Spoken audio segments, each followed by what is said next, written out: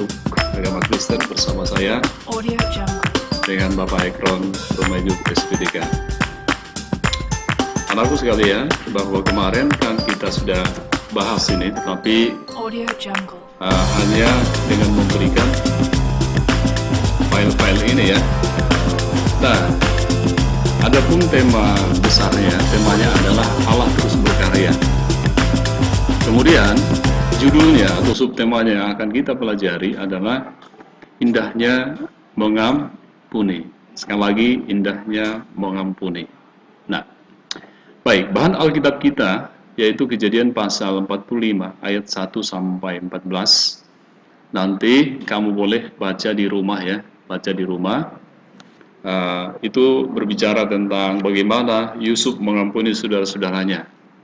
Mengapa diampuni? Nanti kamu bisa baca di situ. Kemudian kamu boleh membaca juga Matius pasal 6 ayat 14 sampai 15 dan Matius 18 ayat 22 sampai 35. Itu semua berbicara tentang mengampuni. Oke, mengapa kita mengampuni? Tentu karena ada orang yang kita buat sakit hati, kita lakukan suatu kesalahan kepada mereka, atau kita marah-marah, atau kita berdosa kepada orang lain, maka kita perlu mengampuni. Adapun kompetensi dasar, mapel ini di KD pertama, ini KD pertama ya, kompetensi dasar pertama yaitu satu, menerima bahwa hanya Allah yang dapat mengampuni dan menyelamatkan manusia melalui Yesus Kristus. Yang kedua, bersedia mengampuni orang lain. Yang ketiga, menjelaskan Allah mengampuni dan menyelamatkan manusia melalui Yesus Kristus. 4.1, mempraktekkan perilaku rendah hati, peduli, dan disiplin sebagai manusia yang telah diselamatkan. Nah, sebagai fakta bahwa semua manusia pernah berdosa, bersalah kepada orang lain. Berdosa adalah melanggar peraturan Tuhan, melanggar aturan Tuhan. Nah, misalnya berbohong. Kita dilarang untuk berbohong, ya kan? Hukum keberapa itu jangan berbohong? Nah, nanti lihat di dalam Keluaran pasal 25. Jangan berbohong, ya. Sengaja atau tidak. Nah, itu juga dosa. Sekarang ada banyak orang, anak-anak udah tahu tapi dilakukan. Ada orang yang meniru-niru dari orang lain demi Tuhan, demi anu dan lain sebagainya. Sementara orang Kristen tidak boleh seperti itu. Apapun kalau memang kita salah, mari kita akui kesalahan dan katakan aku salah, aku melakukannya. Tidak usah mengatakan sesuatu yang nggak perlu diucapkan. Demi Tuhan, demi apa dan lain sebagainya, itu tidak perlu. Karena Alkitab jelas berkata ya. Nah, kalau kita bersalah, maka kita harus minta maaf dan mengampuni orang yang bersalah. Perhatikan gambar ini. Ini adalah dua orang anak yang sedang tarik-tarikan, marah-marahan, gitu ya. Ini kan sering juga terjadi sama kalian, bukan? Kemudian ada dua orang anak ini, cewek ini cantik-cantik ya. Wah, rampas-rampasan tuh boneka, karena mungkin mereka hanya memiliki satu boneka. Yang satu bilang, wah ini punya aku. Yang satu bilang, bukan, ini punya aku. Nah, akhirnya mereka jadi bermusuhan, berlawanan, bertengkar, ribut. Kalau sudah terjadi hal seperti ini, apa yang harus dilakukan? Apa yang harus dilakukan adalah minta maaf. Kamu pernah melakukan itu? Maka kamu harus minta maaf. Saya minta maaf. Itu dong. Atau maafkan saya. Kemudian apa yang kita lakukan? Meminta maaf bukan karena ia yang benar dan engkau salah, tetapi karena hatimu bernilai lebih tinggi dari egomu. Jadi minta maaf itu penting sekali. Ya, minta maaf bukan karena ia yang benar dan engkau salah, bukan seperti itu, tapi karena hatimu bernilai tinggi. Jadi kalau orang yang minta maaf itu sebenarnya lebih tinggi nilainya. Kemudian sorry, ya, itu yang harus kita ucapkan. Mengapa kita harus minta maaf? Karena Tuhan sudah mengampuni kita juga. Gitu. Terlebih dahulu mengampuni kita. Coba kalau misalnya Tuhan tidak mengampuni kamu, banyak dosa kamu, berat, yang pasti bahwa kamu akan masuk neraka. Tapi Tuhan itu baik kepada kita. Dia mau mati bagi kita untuk menebus, untuk menyelamatkan kita. Sesungguhnya di balik kata maaf ada janji ku untuk menjadi lebih baik dan tak mengulangi kesalahan yang sama. Nah itu ya, ini kalimat yang sangat bagus. Di balik maaf ada janji untuk menjadi lebih baik dan tidak mengulangi lagi. Jangan hanya minta maaf tetapi besok diulangi lagi.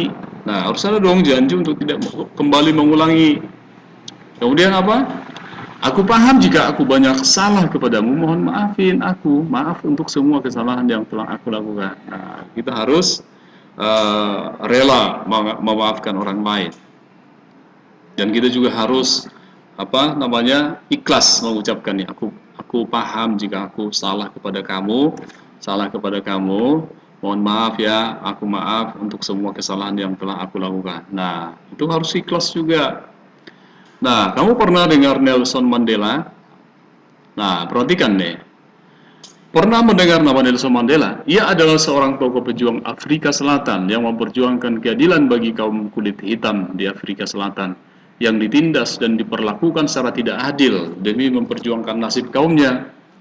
Nah, kemudian karena dia melakukan hal seperti itu, ya, sebenarnya membela hak-hak sekaumnya kulit hitam ya.